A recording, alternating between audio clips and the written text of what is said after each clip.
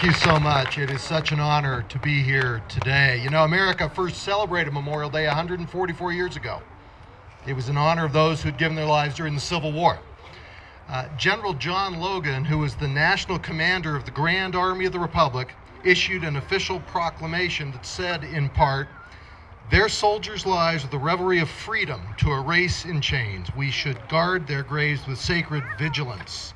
Let no vandalism of avarice or neglect, no ravages of time to the present or to the coming generations that we have forgotten as a people the cost of a free and undivided republic."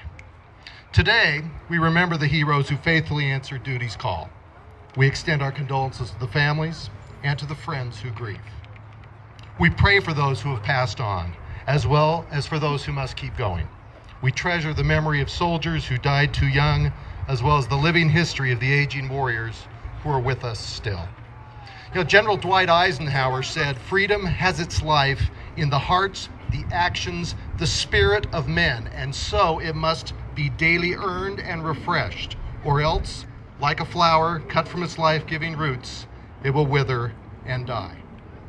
You know, I think all the honorable national virtues that made men and women willing to sacrifice themselves in our past have shown themselves once again in the past decade since the attacks of September 11th.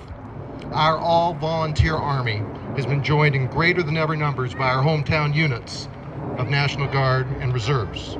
They're undeniably the best and the brightest men and women that make up this country. In my job, I've had the rather emotional experience to shake the hands and look into the eyes of these citizen soldiers as they head off to war. They do not complain. They march resolutely into the fight, and many are so young. I was honored last weekend to attend the mobilization of the 191st Combat Sustainment Support Brigade at Fort Douglas. These men and women have the critical job of making sure that the right equipment gets to the right place at the right time as equipment is taken out of Iraq.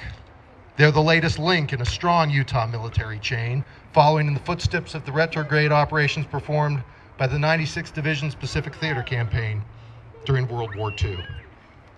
We all know these deployments are difficult, dangerous, and for some deadly. At Walter Reed Medical Center, where I go to visit our injured troops, I see profiles in courage.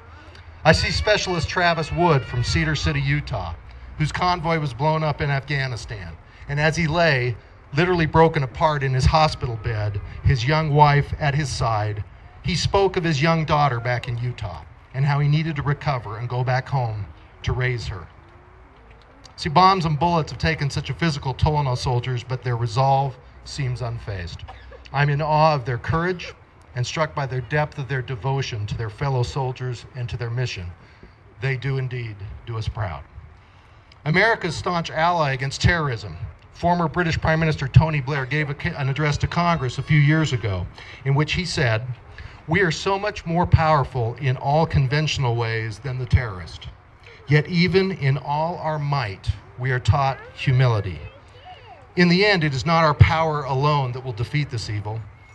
Our ultimate weapon is not our guns, it is our beliefs."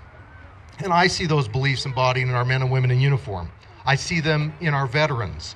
I see them in their faces, in your faces, in the names of the dead on our monuments. That's how we're able to calculate the price of freedom.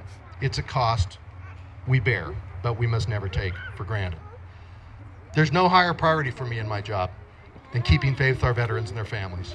Nothing gives me greater satisfaction than getting a note like the following that I received. It said, "I cannot thank you enough for your willingness in obtaining the records of my son's service in the Marines. They are a treasure for me and my family.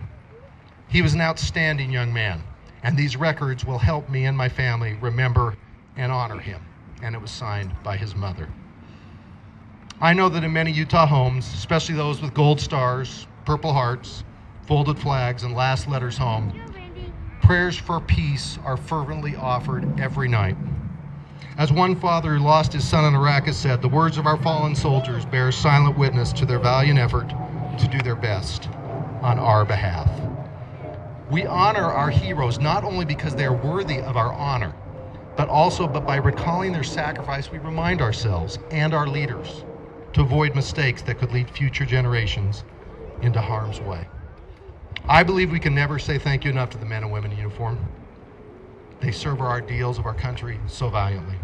Memorial Day is a day for saying thanks, paying tribute, and remembering what Theodore Roosevelt said. He said, "The credit belongs to the man who is actually in the arena, who strives valiantly, who knows the great enthusiasm, the great devotions, and spends himself in worthy causes." May God bless our veterans. May God bless our soldiers and their families on this Memorial Day. Thank you.